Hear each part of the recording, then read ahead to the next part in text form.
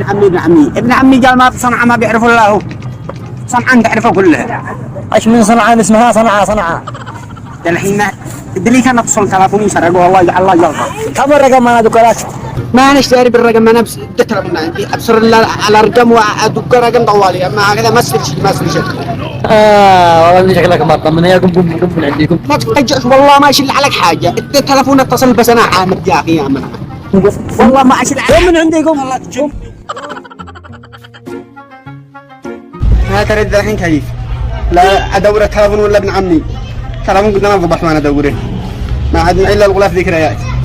كان ادور ابن عمي. اخر واحد اساله ماشي والله لا اروح رج. اسافر رج. ضبحت. يا ولد مذبح. تعال.